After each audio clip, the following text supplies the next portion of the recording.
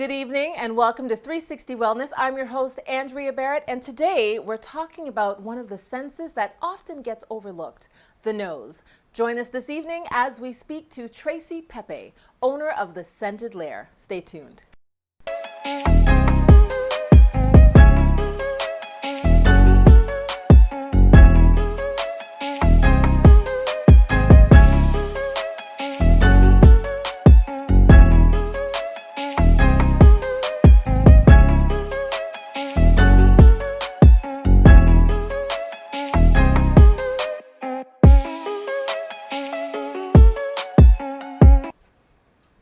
So, we know about our senses, sight, sound, touch, taste, but often overlooked is the sense of smell.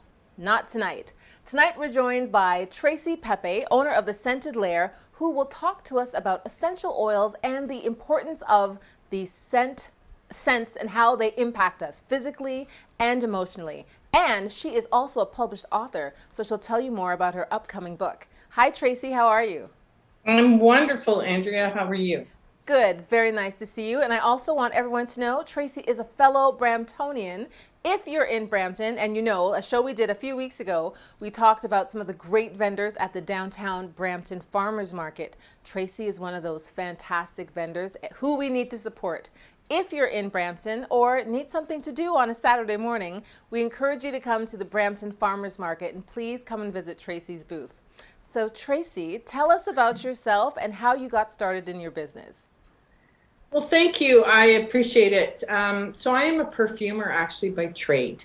I've been in the industry for about 30 plus years, and I scent hotels, I scent condos, have a unique business. I'm very niche. I'm one of 8 in the world. And I moved to Brampton about 3 years, my studio, and I opened up this little boutique downtown. And what makes me really unique as a perfumer is I specialize with essential oils. I do use some synthetics because there's some raw materials we can't get. But the difference is I don't work with alcohols or solvents. And I started to realize there was a customer base of people wanting to trust where we get our oils from, and we buy direct. And then we started to work with, I think you've met Althea at the market. Yes, we did. She is a lovely lady who specializes in shea butter, and she buys oils from me. And what would happen is she makes these great products. And so we started to sell her products. And then we met another lady in Brampton who makes amazing bath bombs, and she buys our oils and comes up with these great, so we started to sell her products. And then we have a beekeeper, and it just started to grow of a network of women in particular, of individuals who do what they love, who are very conscious about their work, and wanted to do something working with really good raw materials. And so this is kind of the story. And what ended up happening is we partner, and so we support each other. So she was at the market when she met you. We've just kept going. Now, prior to this world that I have lived in, obviously COVID hit, but I had a location at Pearson International. Okay. And I lost it. I lost the whole thing at COVID. And my hotels have almost been all shut down. Wow. So I have been pivoting. And in that pivot, I decided to really focus on something that we focus on with when we scent a space, the impact on mental health. And there's a personal story with my son, but I kind of just thought I have to kind of go back to the roots of why I do what I do, knowing your why. Right. Yeah. So, okay, take me back to the beginning. You're a perfumer. You said one of 8 in the world. You're the first one that I've come across. How did you get into this career? So there's millions of perfumers in the world, but the type of work that I do where I scent spaces, and I am really known as a scent designer.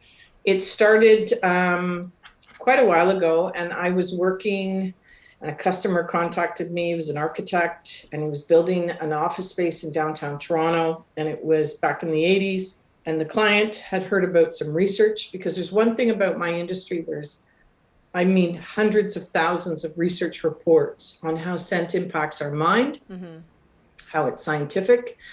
It is helps with depression, anxiety. It makes you feel better. It helps you with creativity. It helps you with sleeping. There's so many. It's not. I don't want to do the folk medicine, but it is really scientific driven. So companies are very interested in this. And so I was reached out and I was asked if I could do a custom fragrance for this large corporation. And I did. And it was 9 years. And it was McDonald's head office on Winford Drive. Okay. I know where And their head office is. Good for you. that was one of our first projects. And Yep. then from there, we have done all kinds of different projects. And then I got into the creative and the artistic aspect of it because I really love blending. And I scented Nuit Blanche in Toronto. Ooh. I've done some wonderful exhibits here in Brampton. I did an event called Euphoria at PAMA. And what these are opportunities for consumers to go into a space and to experience how scent can make you feel magical. And some retailers do it and it's overpowering. Some fragrances give you headaches. Yep. Some people feel sick. I wanted to show them how it's properly done. And that's why I can say I'm one of 8 in the world that does this, because we actually know how to scent 1 million square feet. And we've been doing it for decades and nobody's ever gotten sick. Wow. And so it's a science aspect to it. So part of this comes from also that my son is on the spectrum. He has ADD, ADHD, has a learning disability. He's 30 now, but when he was diagnosed at 5, we had really no suggestions other than medication. And as much as I appreciate medication for some situations with mental health, I didn't feel comfortable with a 5-year-old just giving him meds to go to school. It didn't seem logical. I have an older sister who's bipolar, and my dad had depression. And so I've lived with mental health all my life, and I've known long enough to know that medication is part of a therapy, but it is not the cure to anything. And I knew my son was never broken. And so I kind of pushed hard against that direction. And what I did do is I dove into the research, and Adrian used essential oils or smells as a form of cognitive learning, as part of training. We did diet. Diet was a huge part of it, massive part. We did physical exercise. He was a Cobra swimmer. He swam probably 6 to 8 hours a day. Wow. He had so much energy. Great. Go in the pool in the morning and then he would sleep. And all these tools we learned. We learned how to really define a healthy, robust lifestyle for him so that he could balance and learn how to function. And now he's getting married. Quite proud of him. He has a beautiful job, nice fiance. Great. And he has used medication in the past because there has come times where he's had to.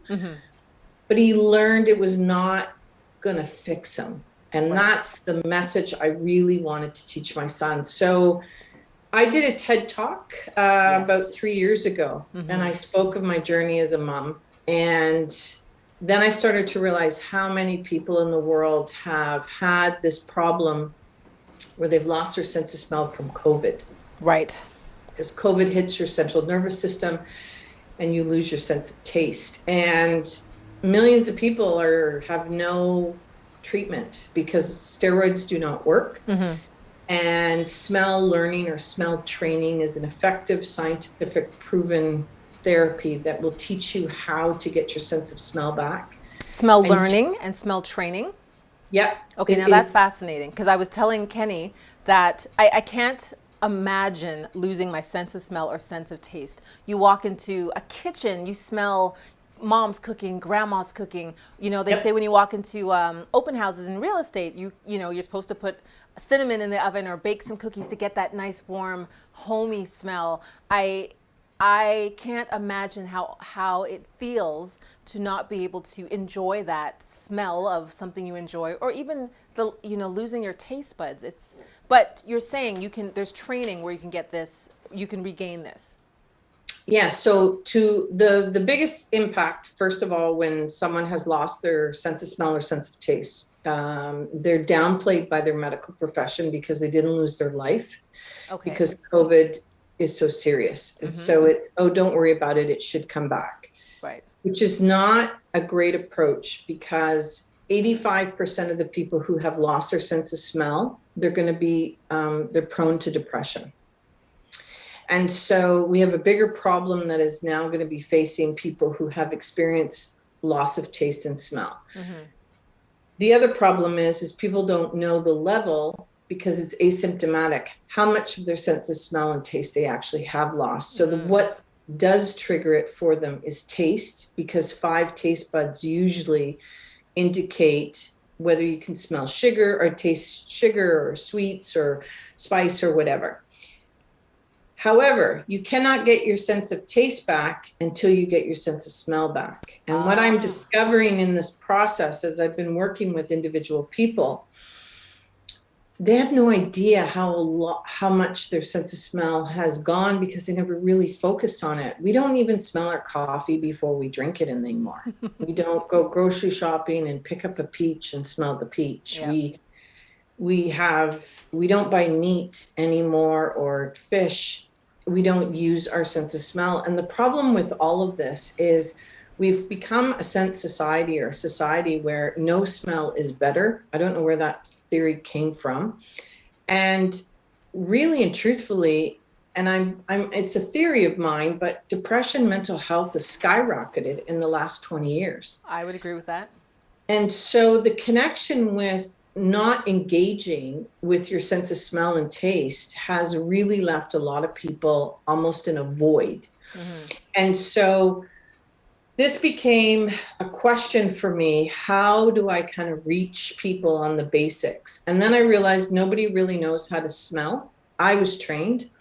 I've trained my kids because they were my children, but most people don't know. So one of the things I want to do is I want to walk you through some techniques. Okay. So your viewers know how to do this if they choose to do it. And I'm different with my training. I did not create a magic in a bottle, okay, that you have to buy something from me.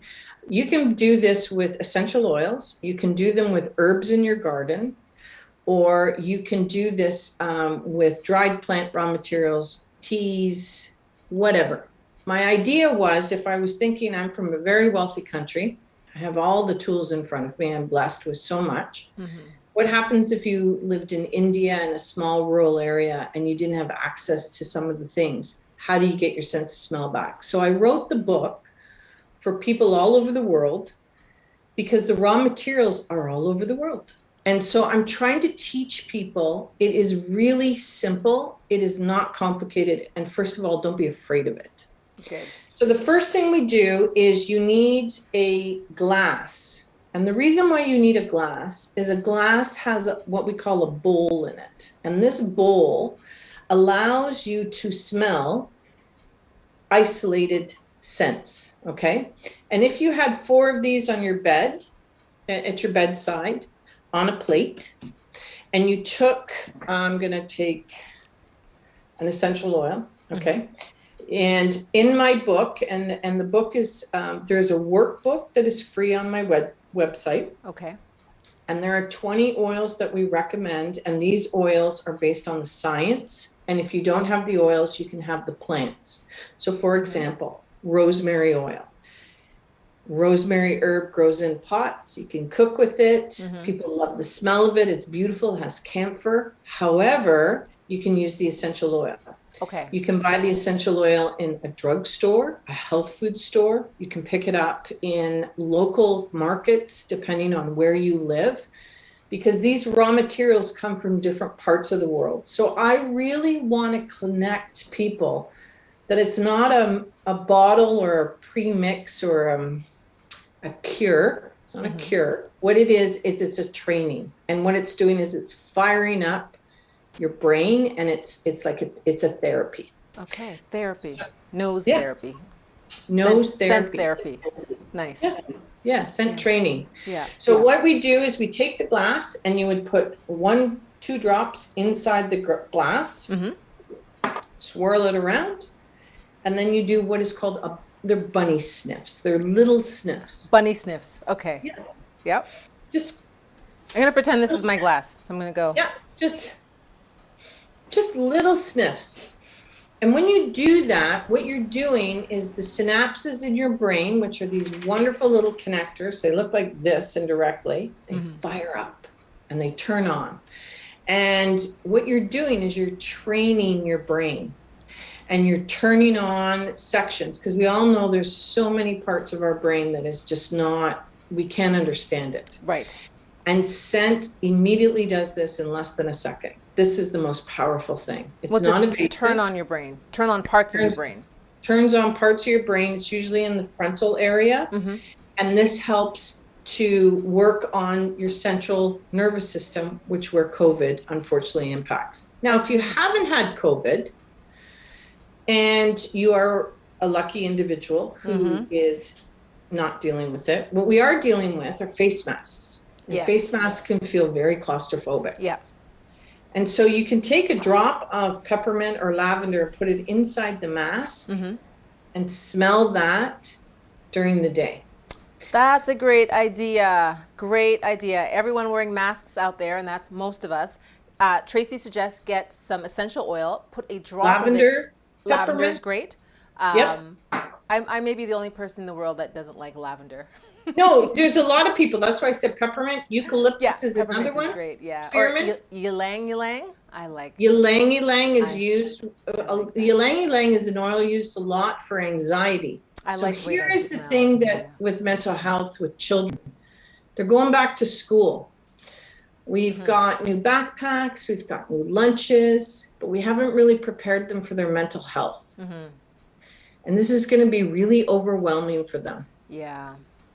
So empower them with a superpower, literally, and put a drop of lavender and tell them what it is, or let them pick out the essential oil. Let them smell some essential oils and choose the oil. And what that will do is when they smell it, there's a reassurance. There's a psychology of this.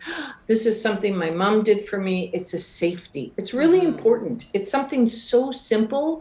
I used to do this with my son because he used to get bullied quite a bit. And we used to put drops of essential oils on cotton balls, and he would keep the cotton balls in his pocket. Nice.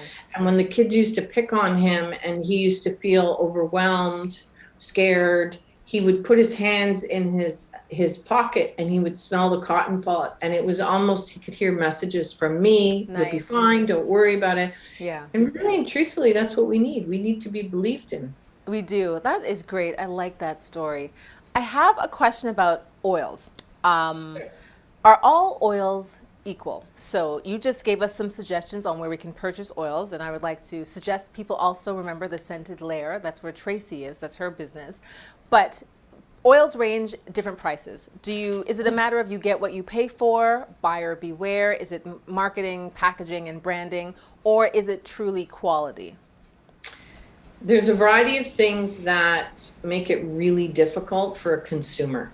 I'll tell you what is true, and then the consumer can do process of elimination. Okay. There's no such thing as an organic essential oil, so do not pay the marketing. Okay, I want to hear that one more time. There's no such thing as an organic essential oil. There's no standard. Okay. There may be producers who follow those claims on their own. There may be, but the food industry has a totally different standard over organics, and nobody else really follows it. And so there are no claims, there are no industry standards. Canada, Health Canada, IFRA, Europe, nobody follows it. So the claim is not proven. And the reality is, when it's dealing with a scent, you can't tell the difference.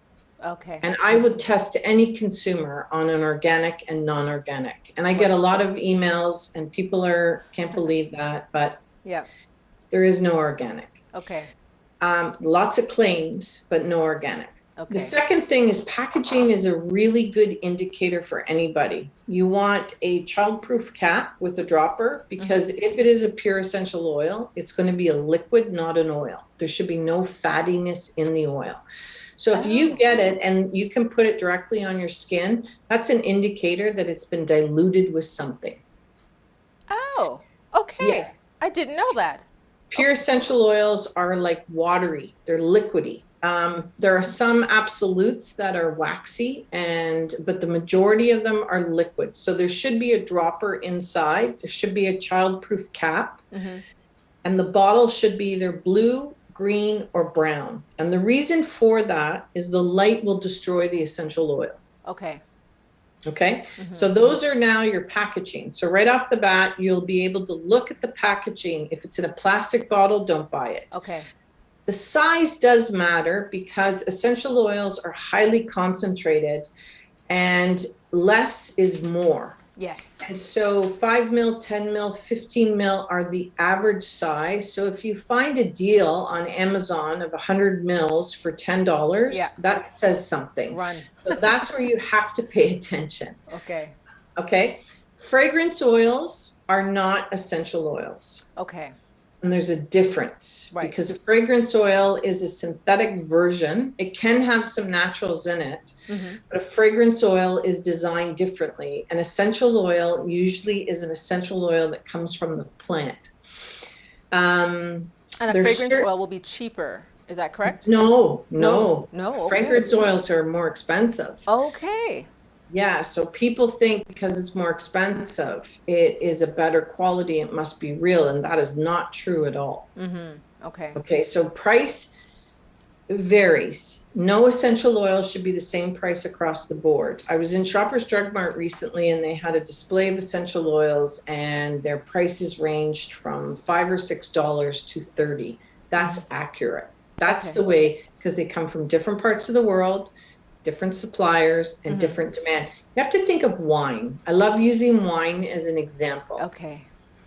Because you can get a bottle of wine from France, Bordeaux, 2015, and you can pick it up in the vintage store for $16, $17. It does not have to be expensive. Right. But it's fabulous. And it's dynamic because you know what you're looking for, right? Yeah. Yeah. You can go out into the liquor store and you can buy a big box of wine from Ontario or from wherever, and it's $30 and it's a box wine. You're still going to get drunk from both bottles, from both wines. Yes, you are. Right? But the experience between the two are totally different. Yes. So that's how to buy essential oils. Another way with essential oils is really know the origin that the essential oil is from. I do recommend people going on my YouTube channel. I have about 150 different essential oil videos that are between 1 minute and 5 minutes. Okay, great. Teaches you about oils, where to buy them, how to be a better consumer. Tell us the YouTube channel so we can support you. It's The Scented Lair. Okay. And if you type in The Scented Lair, we've been all through the pandemic. I have been uploading videos and trying to help people. The other thing is, please don't ever use them in an internal application. Essential oils. Yeah. It is a no-no. So now, Tracy, there I want to ask you. I've attended workshops and I've been on websites and I've heard people say if you're making, like say, scented water, or you're making, you just want to, juju the water, some basil, some cucumbers, and a few drops of orange or lemon essential oil. You're saying absolutely not. No, and I'll tell you why. There's 3 reasons. The first reason is the essential oil is going to sit on top of the water. Yeah. Because the essential oil is not going to mix within water. It has to have a humectant. It has to have an alcohol solvent. It has to have something to move into it. So the problem is if you take a drink, you're going to get the whole amount. It's not going to be in the water. Right. The second problem with that is it's not infusion. There is no infusion. When you put your cucumbers in your water, when you're putting your limes in your water, you're getting an infusion. That is a different drink. It's a different experience. You're getting the essential oils, you're getting the fruit, you're getting all the elements of the plant. Right. Okay. And the third thing is when the essential oil hits about here in the body, the gastric juices destroy it. So you might as well take $20 bills and just burn them. Because it's never getting into your body. Your body can't absorb the benefits that you think you're going to be consuming because our this acids in our stomach are so strong compared to an essential oil. Essential oils are very volatile. They get destroyed. So will you get harmed? No. Would you get hurt in any way? Would it cause any problems? No, not in that, but there's no point to it. And I don't know one chef in the world that would ever use an essential oil versus the plant. Okay, right. Okay, that would make sense. Okay, I hope everyone heard that message. No internal consuming of essential oils. And Tracy gave some great suggestions on what we should look for. Should you be buying your essential oils in a clear glass bottle? No. In a plastic bottle? No. Should you be buying organic essential oil? Tracy says organic essential oils don't exist. It sounds like a lot of marketing and hype. Hearing this conversation, I'm trying to think of what my favorite smells are, my favorite scents. Can you tell us, Tracy, what your 2 favorite essential oils are? Right now, anyways, maybe it changes from time to time. It's actually quite funny because every time we have this conversation with Althea, every time you talk about whatever oil of the day is her favorite oil. And she always laughs at me because I don't. I have 2 essential oils that are my favorite. The first one is called Labrador tea. Labrador tea? It's known as Greenland moss. Okay. It comes from the north of Canada. It is what the polar bears walk on. Okay. So you can put that in context. It is very earthy. The Indigenous community from the north use it as part of their prayer, their meditation. Some Indigenous communities use white cedar or as a smudge. Yes. Greenland moss is the same. And why I love this oil is when I smell it, my mind calms down almost immediately. It's a meditative state for me. It's one of my favorite oils. I can actually, in my eyes, see the northern lights. It's just so interesting. And every time I smell it, it smells different and it's unique. And I think of these big, massive polar bears. So that's the first one. The second one would probably be jasmine oil. And jasmine as an absolute is extremely expensive, extremely rare. But 1 drop of jasmine oil in a diffuser mixed with, say, ylang-ylang or some lavender. For people with anxiety, depression, any kind of overwhelming feelings, claustrophobia, and I've gone through this because I've had a very obviously challenging time with COVID and losing a big portion of my business. This just helps me get to the next day. Right. And one of the reasons I looked at the research, jasmine is the similarities of jasmine are to morphine, if you're going to put it on a chemical spectrum to the brain. Really? Yes. Similar to morphine. Okay. So morphine relaxes you and it puts you in a zone. Jasmine does the same thing. And I know it's expensive, but I have found it is worth every penny. It probably is. I mix it. I only add a drop or 2, and then I add other oils to it. But sometimes with COVID, I have found the mental health overwhelming, and I have just needed a time to relax, disconnect, get off the Zoom calls. You know, we've all gone through this. I'm no different than anybody else. And so this is one of the ways that I've done it. So I have found those are my 2 oils. One, to ground me when I'm creative and I get all kinds of really interesting ideas. I have to calm it down. And the other one to just help me kind of let go of what I was afraid of or thinking of. I think this is so interesting. Just hearing you speak about these oils is making me just feel so much calmer. And I hope that everyone's getting a lot of value out of this. Tracy, if you can tell us your website and tell us about the book. I want our viewers to Yes. support you. I know you have a great book that's just come out, and I think it's at a super low, amazing price. So I think everyone should go out and download a copy of this book. So tell us the Yeah. website and how we can get a copy of this book. So the book is called Why the Nose. Why the and Nose? It's $2.95. It is Only not- $2.95? It's only $2.95. It's an ebook, Yeah. and it's on Kobo. Okay. And it can be downloaded in 73 different languages. And the Nice. reason I did an ebook is because I wanted accessibility to as many people as possible. If you go on my the website that is the publisher, which is smellingpink.ca, Smellingpink.ca. pink.ca. I like it. That has all the information on the book. It also has the scent training workshop. And that is a PDF that you can download yourself, and then you can do the training. The training is designed over 20 weeks. We Okay. break down 4 fragrance families, and we break that up into 5 different types of essential oils each week. And that's how you get the 20 cents.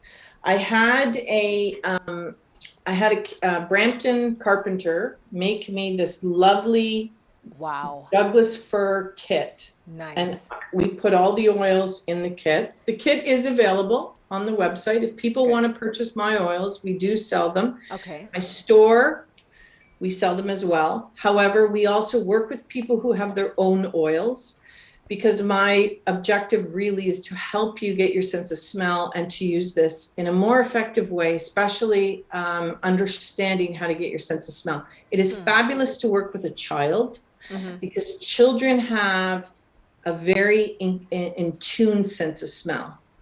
And if you smell, for example, lime, and you can't really smell it, but the child smells it, they're going to tell you, oh, that smells like lime jelly beans Yeah. or something. Yeah. Do you know what I mean? Yeah. They're going to identify with it much quicker, and that will help you, because knowing how much. We also offer a free scent test. If you think you've lost your sense of smell and you want some direction, you just send me an email, and you can send me an email at nose@scentedlair.com. And if you do that, what will happen is just say, I'd like a free scent test. And we will mail you out 4 scents in the kit, and you should be able to identify these smells. And if you can't, and you call me or email me, then I can reference what you're not smelling. Okay. And then I can help you. But it's very hard to talk to someone, A, of the language with olfaction, Yeah. B, to try to understand what they're smelling if I can't work with them. Right. So it's a sniff test. I think this is great. So you are offering a free scent test. Can you tell us your email address one more time? Because this is a great Sure. opportunity.